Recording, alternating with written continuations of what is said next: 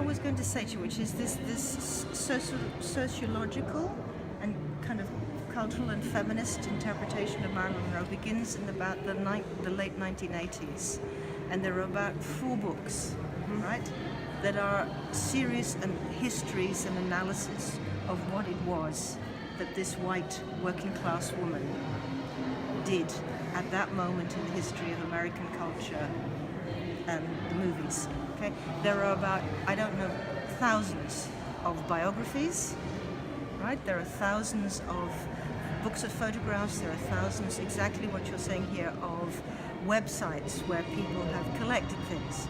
So this is interesting. What is it that makes people want to be close to this one star? I mean, there were hundreds of them, right? Some are more beautiful, some are more talented, some are more interesting. But what makes this one figure, as you say, become something that you can have an exhibition in the middle of Torino in 2016 and you have people coming in? Yeah, sure. And what is it?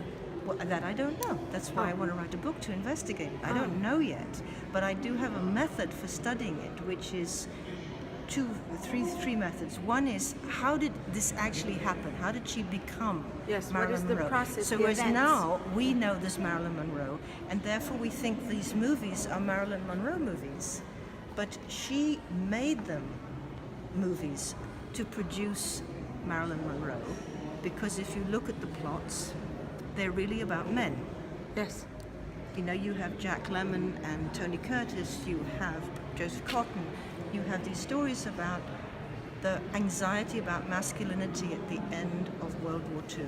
Yes. Many of the men in her films have had some kind of trauma history, and there's the anxiety that they need to be put back together, and you need to make sure that they're proper men, is because there's a beautiful woman and they are returned to their sexuality. The brilliance of Monroe is that she fought against that very, sexist and very masculinist, and changed the films. So now we remember them as films about Monroe. Her. Yes, about the female character. So you have to follow each film. That's why the scripts are interesting, because you can see the amount of work that she did to understand acting, to be able to change these things from what she was given, which was just be sexy, just be desirable. Yes. And that's one thing. You have to really study the movies. The other is that she is one of the greatest kind of people who worked with photography. So when you look at the still images, you're not just looking at this sex goddess who got photographed. She actually works with different photographers. I mean, you've got this Sam Shaw, this very famous image from the 7-year itch. I've done an analysis of that one. Or you don't have a lot of the photographs, but Milton Green, Sam Shaw, Cecil Beaton, Richard Avedon, Eve Arnold. Not commit suicide. She was not murdered.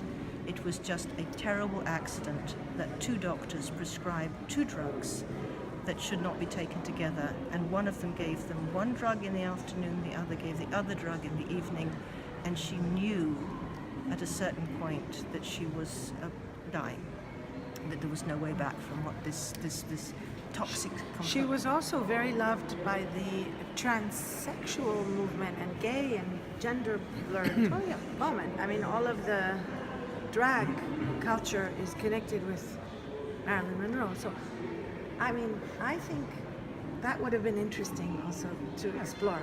So it's like as if there's something missing. She's advanced. I mean, she's in retrospect, you can see what she did around sexuality, not to be just sexy, right, but to change the terms of understanding sexuality by the very extraordinary things she did. So that the 60s, if she'd lived into the 60s and 70s, it would have been very fascinating to see how she related to what she made possible.